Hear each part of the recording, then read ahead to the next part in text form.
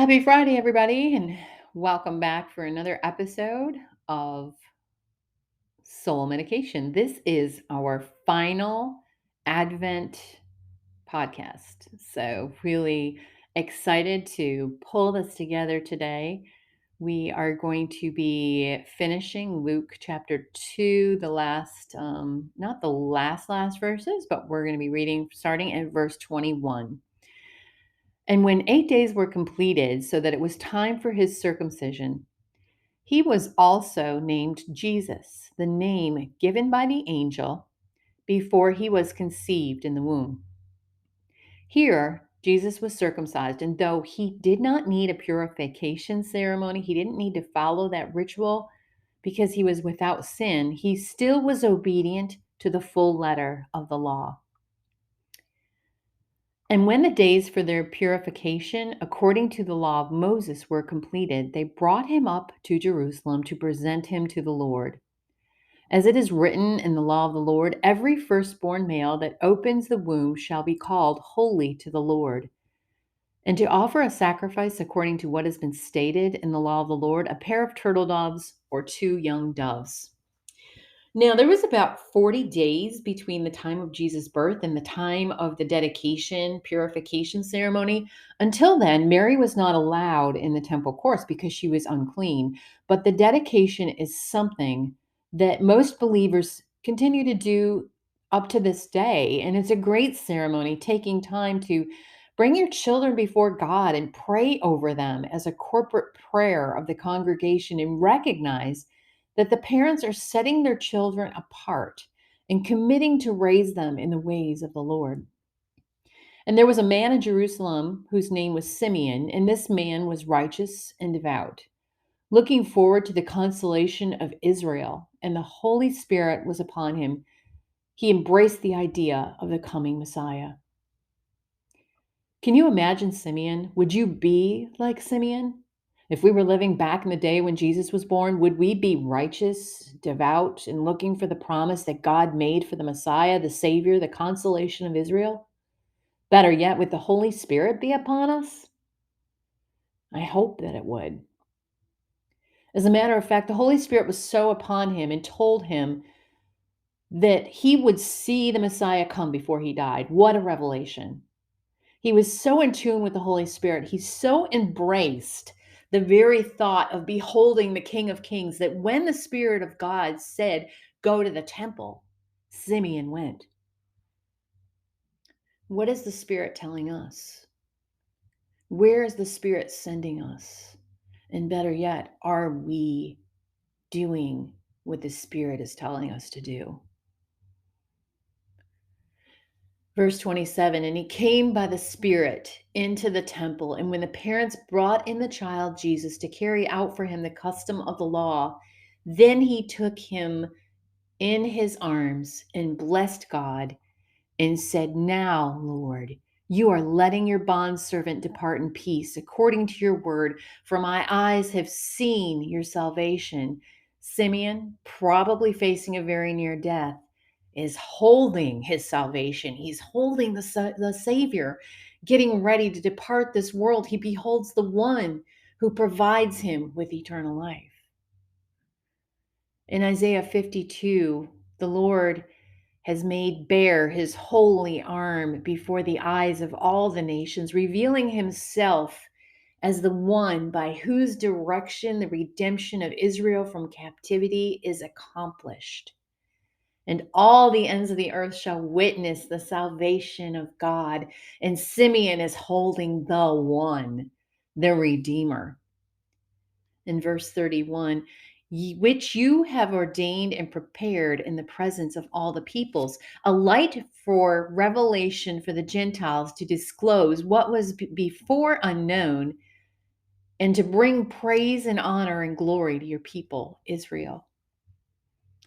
In Isaiah 42, verse 6, it says, I, the Lord, have called you the Messiah for a righteous purpose, and in righteousness I will take you by the hand and will keep you. I will give you for a covenant to the people Israel, for a light to the nations or the Gentiles. Simeon is here, probably having heard that very prophecy now, beholding the Messiah. He's holding the covenant to be given for the people. He's holding the light to the nations. In Isaiah 49:6, he says, "It is too light a thing that you should be my servant to raise up the tribes of Jacob and to restore the survivors of the judgments of Israel." Remember all that desolation, the years without hearing from God, the years of desolation, no king on the throne, no word from the Lord. And here he restores the survivors of those judgments of Israel. I will also give you for a light to the nations, that my salvation may extend to the end of the earth. And his father and his mother were amazed at the things which were being said about him. And Simeon blessed them and said to his mother Mary, "Behold, this child is appointed and destined for the fall and rise of many in Israel, and is a sign to be opposed." In Isaiah chapter 8, verses 14 to 15, it says, "And he shall be a sanctuary, a sacred and indestructible asylum to those who reverently fear and trust in him." Is Jesus your asylum, your rescue, your safe place? But he shall be a stone of stumbling and a rock of offense to both the houses of Israel, a trap and a snare to the inhabitants of Jerusalem. And many among them shall stumble thereon, and they shall fall and be broken and be snared and taken. In Romans 9:33, as it is written, "Behold, I lay in Zion a stone that will make men stumble, a rock that will make them fall. But he who believes in him, who adheres to, trusts in, and relies on him, shall not be put to shame, nor be disappointed in his expectations." Sometimes I feel like I'm so full of hope for all that Jesus is to me and all that he's done and is doing and will continue to do in my life. And I feel as if I'm a water hose that's been sitting out in the sun during the summer, during the hot summer days. And as it heats up, the pressure is building. And as the pressure builds, a leak begins to spring out of the hose and another leak. And pretty soon, there's just a steady spraying from all down that water hose. Just meditating, reflecting on where God has placed me at this time is completely overwhelming, but for the grace of God. Don't get me wrong, there's days that aren't easy, right? We all have them. There's many obstacles, there's many worldly frustrations, there's things that I look at sometimes and I'm wondering, why am I spinning my wheels in this certain area? But God knows. God is moving. God is working, and God has promised that he is always with us through the water, through the rivers, and through the fire. And if his word says that if I believe on him, if I trust in him, if I rely on him as for my very necessity of life, that I shall not be put to shame and I will not be disappointed in my expectations. Shouldn't we expect good things, especially coming into a new year? Should we not expect good things? What a promise to stand on. Instead of a New Year's resolution, how about if we stand on a promise of God that he promises and then he delivers on his promise?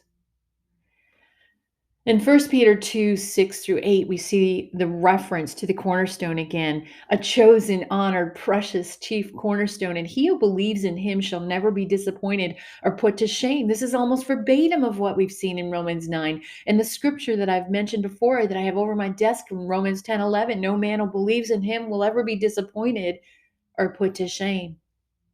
Can I ask you something? How many times does God have to say this through his messengers before we believe this? Is this not a promise that we can stand on? Is he not saying there's no mistake in what you've heard? Because I've plastered this verse, this promise in various places in my word because I so want you to believe it. I want you to own this. I want you to trust me and receive this promise. Can we say, "Yes, Lord"? Today, this day, going forward, I receive the promise that because I trust in you, because I rely on you, I will not be put to shame and I will not be disappointed in my expectations. If you pray this, prepare to be amazed. So Christ was appointed for the fall and rise of many in Israel, and we saw that in that he was going to be either the stone that some would stumble on, or he was going to be the cornerstone, the foundation of those who cannot be shaken because their faith is in the one who cannot be shaken. And a sword will pierce your own soul, going back to Luke 2, verse 35, to the end that thoughts from many hearts may be revealed. Mary would experience the loss of Jesus, but through him, we are able to open our hearts and invite God to examine our thoughts and our motives. He knows. He will reveal to you what your true motives are. And if you ask him to do that, to search your heart, to examine, to see if there's any wicked way in you, I promise you, he will do it. Matthew Henry's commentary says, men will be judged by the thoughts of their hearts concerning Christ. He shall be a suffering Jesus. His mother shall suffer with him because of the nearness of her relation and affection. In verse 36, and there was a prophetess Anna, the daughter of Phanuel of the tribe of Asher. She was advanced in years and had lived with her husband for 7 years after her marriage, and then as a widow to the age of 84. She did not leave the temple grounds, serving night and day with fasts and prayer. And at that very moment, she came up and began giving thanks to God. She knew. She continued to speak about him, Jesus, to all those who were looking forward to the redemption of Jerusalem. She knew. She was in that constant, sweet communion with God. In verse 39, and when his parents had completed everything in accordance with the law of the Lord, they returned to Galilee, their own city of Nazareth. Now the child continued to grow and to become strong, increasing in wisdom, and the favor of God was upon him. Unlike our children who experience childish ways of foolishness, Jesus grew in wisdom and favor. Matthew Henry says, other children have foolishness bound in their hearts, which appears in what they say or do, but he, Jesus, was filled with wisdom by the influence of the Holy Ghost. Everything he did and he said was wisely said and wisely done above his years. Other children show the corruption of their nature. Nothing but the grace of God was upon him. So as we come to the end, I feel like the end or they lived happily ever after is just not enough for what we've covered over the past several weeks, because it's just the beginning. And if you know Jesus, if he is your Lord, if you acknowledge him as your Savior, then you have all eternity to live with him and remain in sweet fellowship with him. This is just the beginning. I hope that you've enjoyed this Advent devotional podcast, and I believe that this will be written in the next coming months so that during the Advent season next year, this will be available in a book, an audio, and Bible study format. I'm really excited at where God has taken this. I've learned so much. I've grown in my love for Jesus, and I hope that you have too, and been especially renewed in our love for the celebration of his birth. I know a lot of times holidays get us. If we've had loss or we've got issues going on or problems or just impossible situations going on, that holidays can be so hard. And if that's you right now, I'm talking to you. Because after I lost my mom just after Christmas 3 years ago, I've not done much. I've not been able to do much during the holidays. It was bittersweet when I would see the Christmas lights. I remember her walker. She had a walker Dennis and I had brought up to her because she was getting weak and she wanted it punked out with lights. So we found some battery operated lights at the drugstore, 2 different strands, and lighted up her rollate. People could see her coming down the hall of her senior apartment complex from hundreds of feet away. I remember days before Christmas, my daughter, with 4 kids at the time, she was sweet and brought them to see her. And the baby, who was a year old, mom just held her on her lap and she watched them play in color. And I could just see it in her eyes. I couldn't help but think that she knew her time was short and she enjoyed them. Christmas has been such a sad time for me since then. Even though we should be happy and joy to the world, but it's been just such a hard time for me.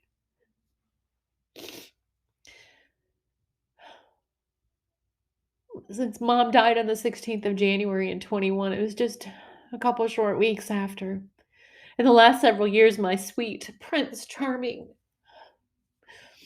has set out our Christmas decorations and he's put them away each year. I'm just so blessed by that.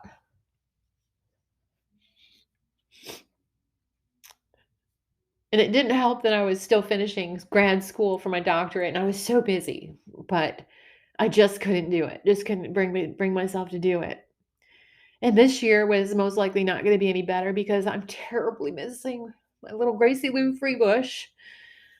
You say she's just a dog, but she was my chihuahua who was well over 14 plus years, and she was the first thing I did, first decision I made after my husband decided he didn't want to be married anymore. But she was my first decision, and we lost her in April. But I think of her all the time. My ex-husband clarified that. We lost her in April, and I think of her all the time, and she was such a part of my life and my day. But God gave me you and a purpose and this desire to share this word with you. And through this, I believe that He has healed my broken heart. He does that, He's in the business of making promises and keeping them. He says He heals the brokenhearted and He binds up their wounds. And He has truly bound up the open, fleshly, wide open wound in my heart. And I know that He will do the same for you, whether you're missing a loved one this year or you're in what seems to be an impossible situation, because I know there are people that I've met out there that are just dealing with the impossible right now, and people in my family. And remember what we learned: God is in the business of making the impossible possible. I will be taking a break this next week, so I pray that you will all have a beautiful Christmas week. Embrace all that Christmas is, the celebration of a promise from heaven to bridge the gap that like no man could ever have done. When we come back in January, I've got some really exciting news. I am planning on having a weekly podcast. I'm going to go to a weekly podcast, and we're going to be focusing on God's biblical direction for health. What a way to begin the year. All those New Year's resolutions for diets and exercise and habits. Let's apply the God-given instruction manual to your life and see if God doesn't bring a huge blessing in health in doing so. Instead of a New Year's resolution, let's look at trusting in God for that promise. If you're interested in a Bible study for the beginning of the year, catch my new devotional, How Well Is Your Soul? A Biblical Journey Towards Spiritual Wellness. It's an 8-week devotional, and it just progresses through various sessions, various scripture passages that guide you into growing in your spiritual walk. And it's available on my website. It's lessons that God has given me that just has gone from this daily devotion to just catapulting me into this phenomenal, exponential spiritual growth. You can catch it on my website, my4dwellness.com, or you can catch it on Amazon. I have both the book and the ebook there. But if you get it through the website, I will send you a signed copy. I want to thank you so much for subscribing. If you're subscribed, if you like, if you follow, whether it's Apple or Spotify. And if you don't have those, you can always catch the last 3 episodes on my website. If you're on social media, give me a follow at Dr. Brooks RN on Instagram or My4D Wellness on Facebook. I will see you back here on January 1st to ring in the new year. Have a very Merry Christmas, and may God richly bless you.